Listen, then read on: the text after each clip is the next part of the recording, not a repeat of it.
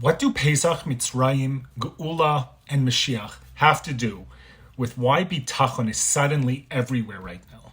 Because we're living in exactly the kind of time that requires it.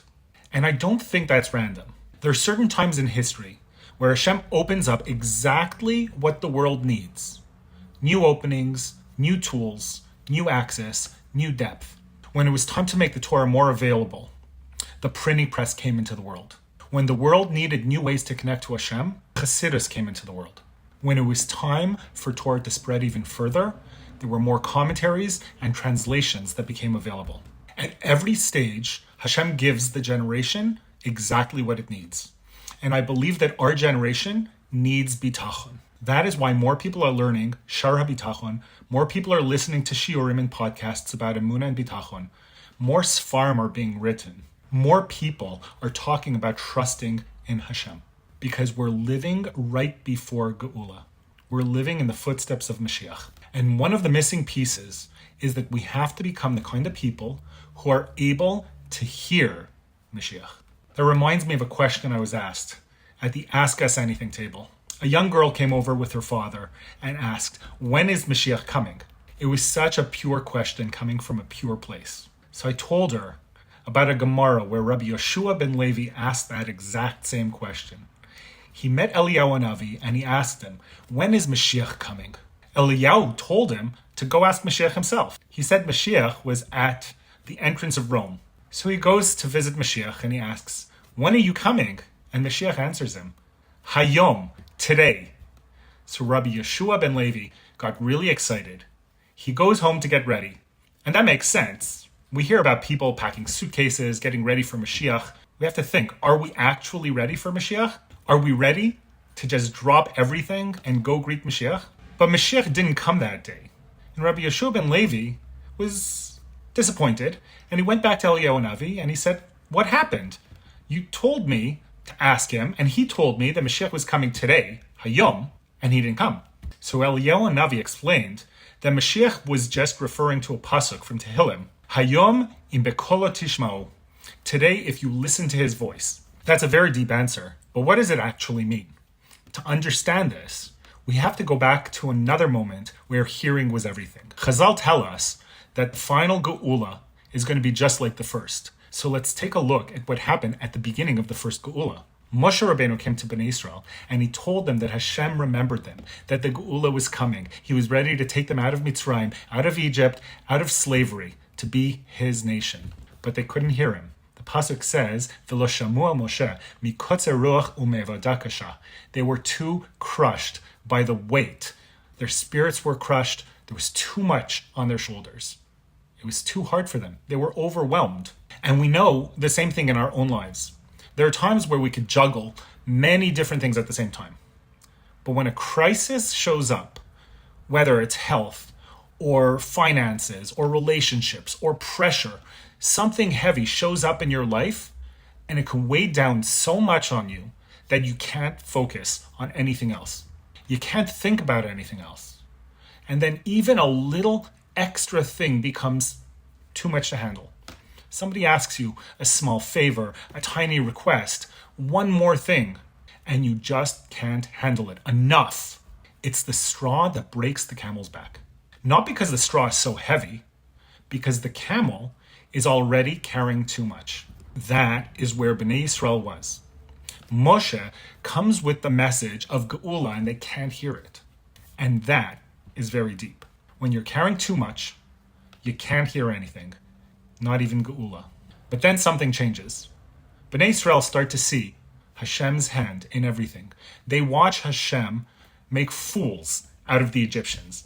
They watch all of the makot. They watch Hashem destroy the enemy while protecting Bnei Yisrael at the same time.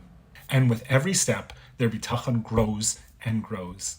Hashem was training them in bitachon. By the end, they were able to take the sheep, the god of the Egyptians, and use it for the Korban Pesach right in front of them, and not care what anybody thought. They didn't care about public opinion. They only cared about Hashem. So what changed? At the beginning, the burden was sitting on them. They couldn't hear. By the end, they had seen Hashem enough that they could hear clearly. So clearly that when they cross the sea, they could say, Zeh Keli Vanveu. This is my God, and I will glorify him. When we say Zeh, it means it's so clear you could point to it. So what happened between those two moments? David HaMelech gives us the answer. He says in Tehillim, Hashlech al Hashem Yehavcha v'hu yichal kolecha. Give your burden to Hashem, and he will sustain you. It's not meant for us to carry alone. Now, that sounds beautiful, but how do you actually do that? You can't physically just pick up your burden and hand it over. That is where Bitachon comes in. The more we work on Bitachon, the more we build our relationship with Hashem, the more we feel Hashem, the more we see through the challenge, the more we recognize that Hashem is there and he's always there with us. And then slowly we stop carrying everything as if it all depends on us. It's not all on me. Hashem's got me. The more I grow in Bitachon, the more I can lift the burden off of my own shoulders and give it over to Hashem. And the truth is, Hashem is already carrying it.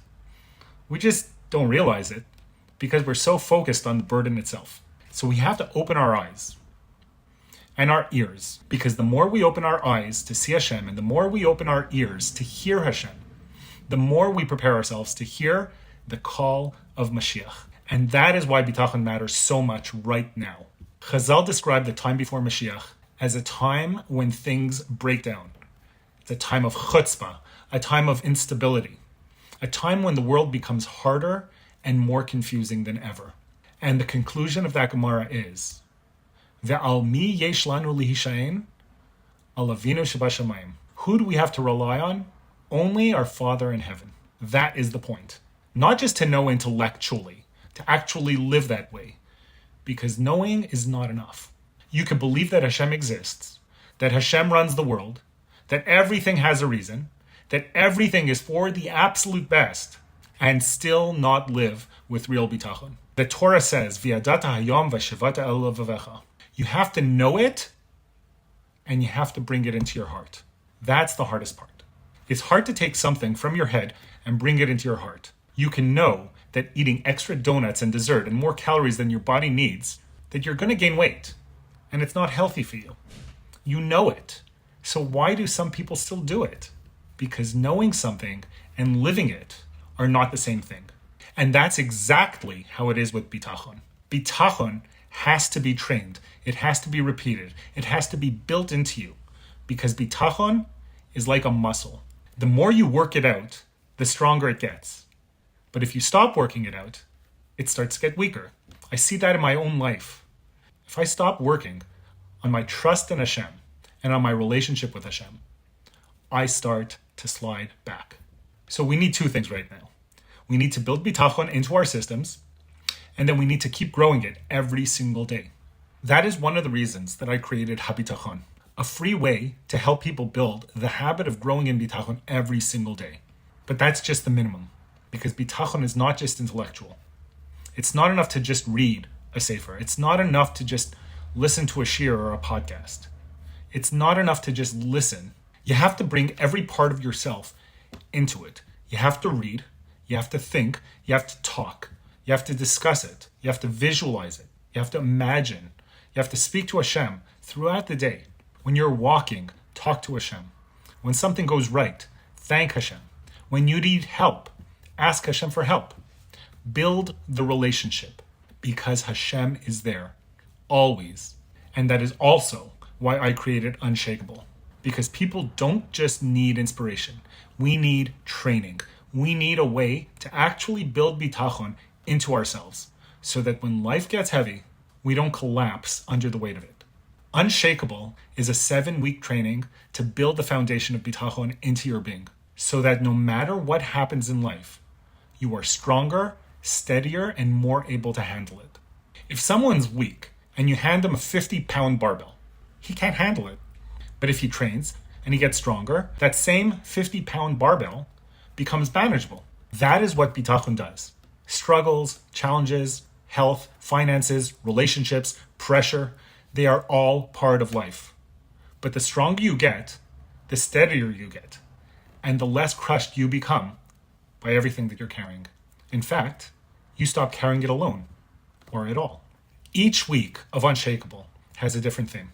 letting go of control, using gratitude to build trust, stopping the what ifs, shifting from fear to faith, and much more.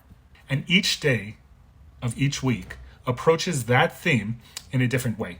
There are Torah sources, stories, guided visualizations that you can listen to, exercises, journaling, affirmations, tefillah tips to bring it into your tefillah, and small daily actions to bring it into your real life. So this is not just theory, it's practical, it's daily, it's built to help Bitachon become real. And for the first time, I'm starting a live cohort for women, Unshakable Live, starting after Pesach. That's weekly Zooms, daily WhatsApp prompts, activities during the week, and support.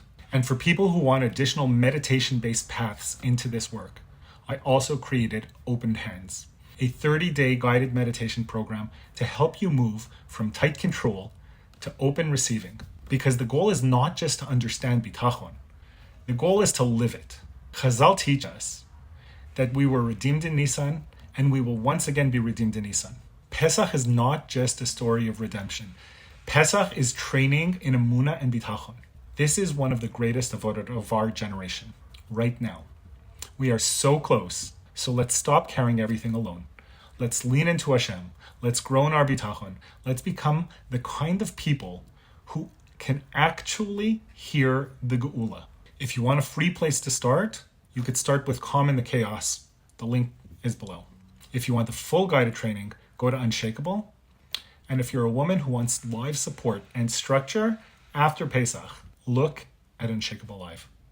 I'll see you there.